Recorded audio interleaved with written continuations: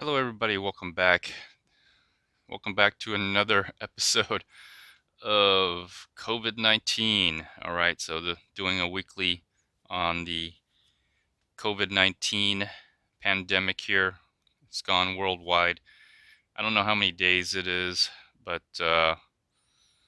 anyways, so I guess today I'll try to keep it short and simple.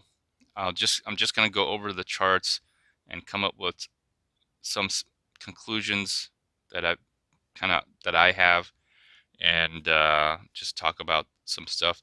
I did celebrate 4th of July, but I didn't go out. When I say celebrate, I just enjoyed taking the day off. I am recording this July 5th, 2020 at 3:19 a.m. I just woke up after a good nap, a good lazy day nap. Didn't do too much. I already bought some brisket. Since I live in Texas, I bought some brisket and I didn't barbecue or anything or smoke or have a smoker. I cooked the brisket in my oven. I find that to be the easiest, to be honest. It keeps the temperature about the same, slow cooked brisket. And yes, I get it with the fat side up, of course. Anyways, let me just go over the numbers here real quick. Here are the daily statistics. I'm using COVID.bio. Today or yesterday on July 4th, it was only 45,000 new cases and 242 deaths.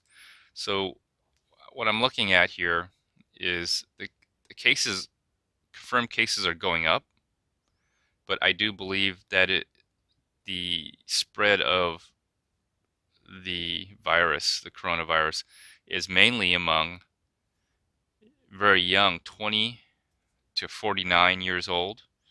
I think I think some of it has to do with the protest.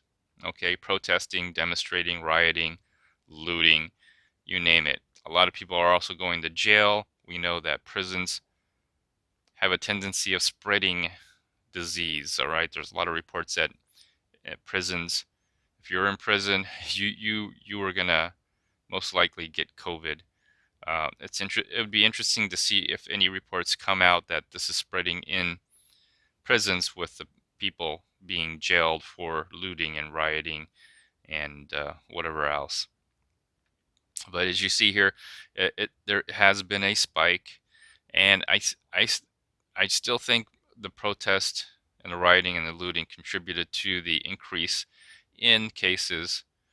Because if you look at the demographics of confirmed cases, it's really shifted towards the younger age of 20 to 30 years of age overall, and of course the number of deaths who are affected by the COVID-19, the Chinese coronavirus, is more still along 80 plus years old. Mainly are the heaviest hit from dying from COVID-19, and the range from 50 to 70.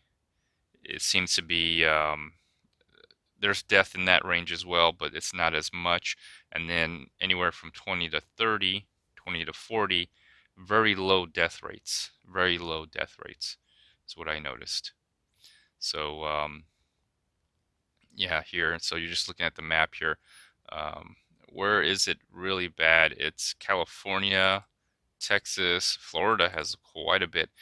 Florida may be a combination of protesting and just opening up. A lot of people want to go out, so they're socially interacting more often. And then Arizona, Georgia, North Carolina, and Tennessee. That's kind of new to see, and South Carolina. So looks like Alabama parts. So that's almost 1,000. I'm looking at things that are almost 1,000. Mississippi as well. So you know, it is a combination of openings, social interactions, and I do believe protesting, because protesting you have a lot of social interaction. And then you look at the age demographic, seems like younger, 20 to 30 up to 49. seem to be the most infected, and that age group is probably what's also spreading the infection. Who knows about asymptomatic? They could be asymptomatic as well. Another thing I'm going to look at is here, look at this map. I am in Fort Bend County. It looks like it has come down recently, right here and here. But if you look here, it shows you the date. And if you look like when the George Floyd incident, it was right about here. Okay, right about here. And then following that, a lot of protest, rioting, and look at the increase. You can't deny this. They were starting to open up right around this flat area is when things were opening up. You didn't see any confirmed cases there. And then you had the looting and rioting. And then during that time, you're seeing an increase in infection. So I just can't see how the protests did not have an effect in the confirmed cases. It just doesn't make sense. I'm not saying it's exclusive, but you just can't exclude it. So I do think rioting and protesting did contribute, but in some areas maybe it didn't. If you look at Florida, I think these could be interactions on combination of protesting. If you look at the red areas, those are areas where you'll see infections, and you see Washington here, and Portland, parts of Portland, but not in the major cities. Some are, some are not. California, you see more of the. This could be related to work. This is Central Valley of California. A lot of work, farm work, immigration kind of. I would say immigrants working. Um, and then you see closer down south here, Riverside and San Diego County. So I'm just guessing. There's nothing I can confirm about this. Finally, I'm just going to get into the IMHE, and I'm going to look at IHME, sorry, the IHME website, and I'm going to look at all of America. And if you look at this, this is the total death, and there's the projections for the total death, whether you wear a mask or you don't wear a mask. It seems like there's about a 20,000 difference in death, which I know that sounds like a lot, but if you look at the graph, it's a slight difference. The daily deaths, if you notice, the daily deaths really peaked out around April 15th, 16th, but the deaths are showing less. Matter of fact, let me go over here. If you look at the daily death, 242, and that was for July 4th. But if you look, it's very small compared to the amount of people who are getting infected. 52,000, 54,000. That was as high as peak, and the deaths are not peaking as high as it was earlier when you were getting 1,000, 2,000, 3,000, 2,000, 1,500.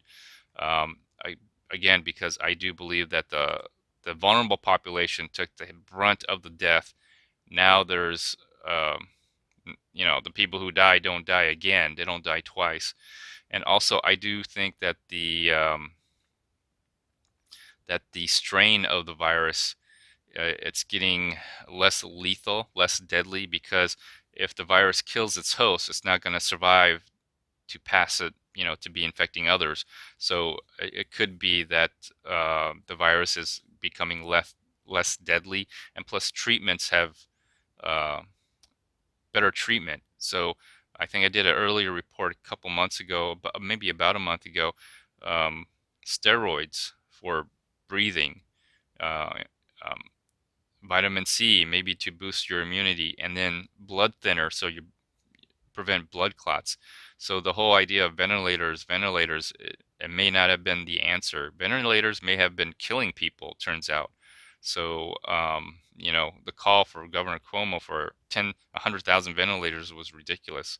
So you see here, the amount of infections here, this is daily infections and testing, um, it does slow down, and then it picks up around September, but not as deadly overall. Anyways, please like, share, comment, and subscribe. Bye bye, everybody.